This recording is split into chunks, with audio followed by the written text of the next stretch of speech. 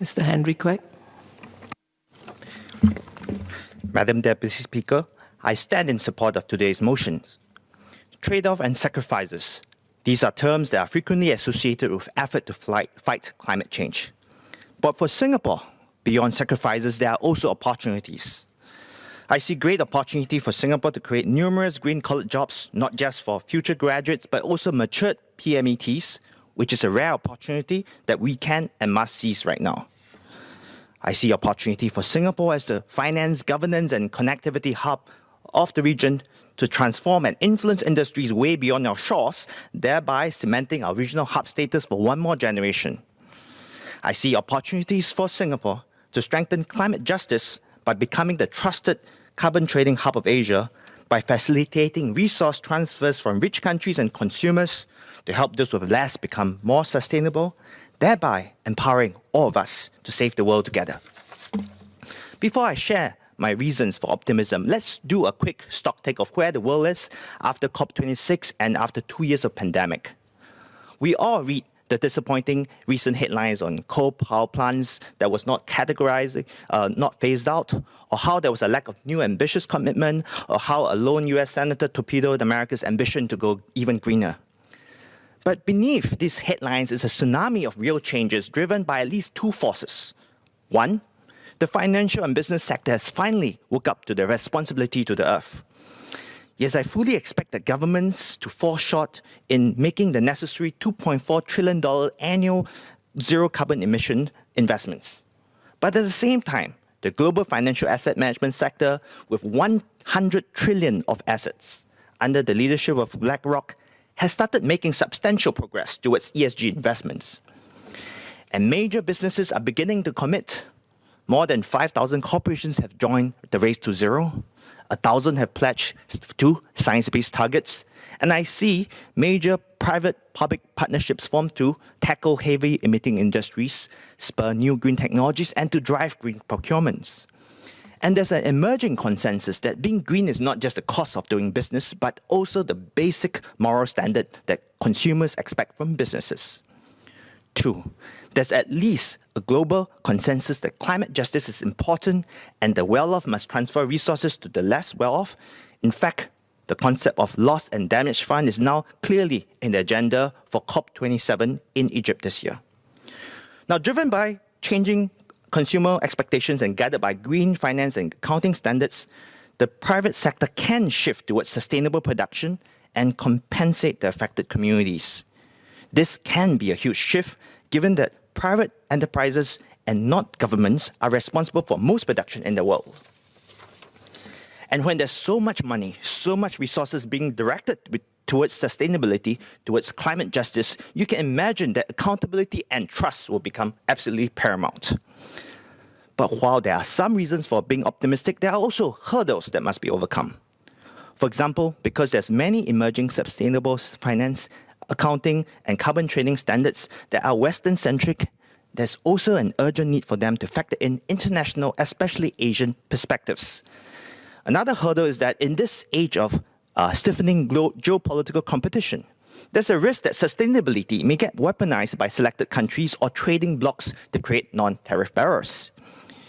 So here lies the opportunity for Singapore to play a decisive role in the region and even the world to shape the rules, to connect different trading blocs and competing powers.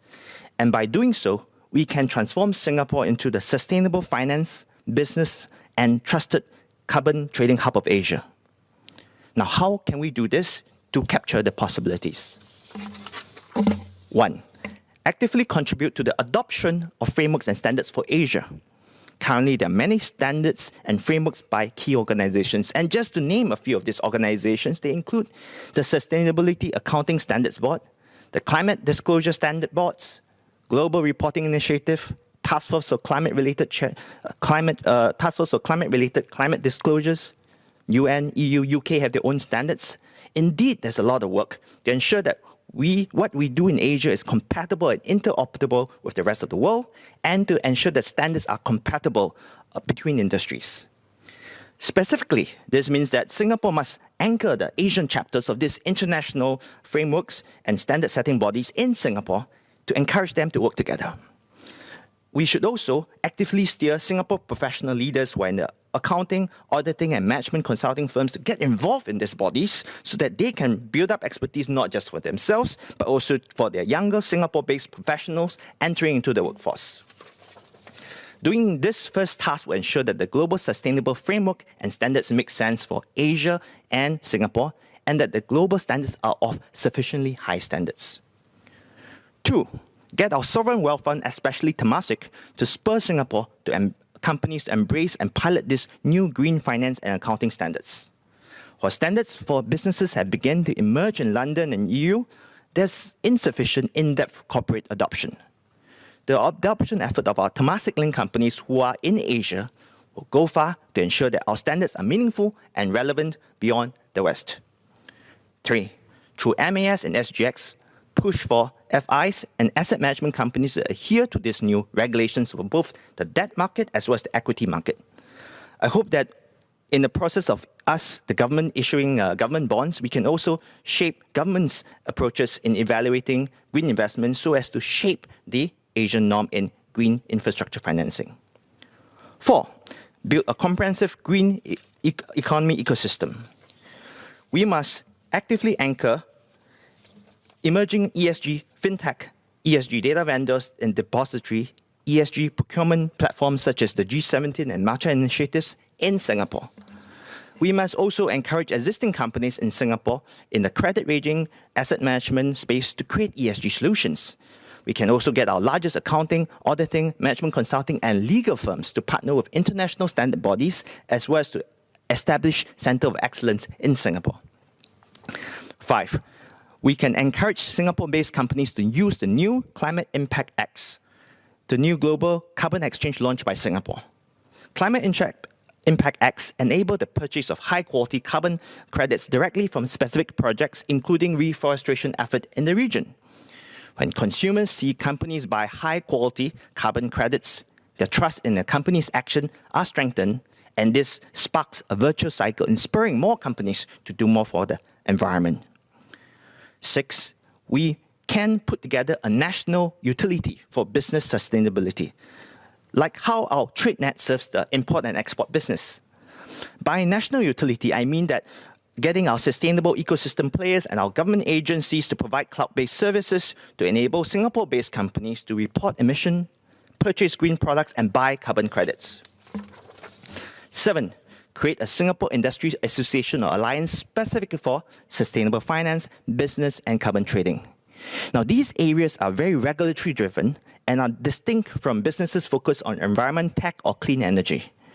This alliance can then help the government develop the industry. And finally, 8. Create a solid skills future roadmap and position many Singaporeans for these green-collar jobs. At the start of my speech, I specifically mentioned creating green-collar jobs for mature PMETs. And this should not be a surprise to members in this House given my involvement with PAP Senior Group. We all know that ageism exists in certain globally competitive industries such as international finance. It is very hard for mature PMETs to stay in these same industries over the years. They usually then switch over to work for local companies in our domestic sectors or work in our growing social work or healthcare sectors. But we have a new emergent area where opportunities are plentiful for our mature PMETs. If they receive the appropriate skills training on sustainable standards, the experience in governance, accounting, finance, and cross-border business will be immensely beneficial to the green economy. And because this is a green emerging area and one that Singapore can play a role in shaping, I'm optimistic that Singapore can shape the industry norm so that ageism does not take root. To conclude, in my previous speech on climate change, I mentioned it is difficult for Singapore to achieve zero net emission in the coming decade or two, given the constraints of current technology, given the fact that Singapore serves the world by exporting goods and services, and given that we are resource poor in terms of renewable energy. But our same status as a manufacturing and services hub of Asia also gives us an opportunity to shape the region beyond our shores. And we do so by helping them go green. We do so by helping channel resources to the less developed parts of our region in an accountable manner, so that all of us, whether we live in a developed or developing countries, can fight climate change together. And at the same time, we must recognize that the greening of the economy is an irreversible tide. Sustainability is now enshrined in the core of what corporate governance is. And if we help our economies and our companies embrace sustainability, we can strengthen our global standing for yet another generation and make Singapore the global Asia hub of trust, knowledge, and connectivity.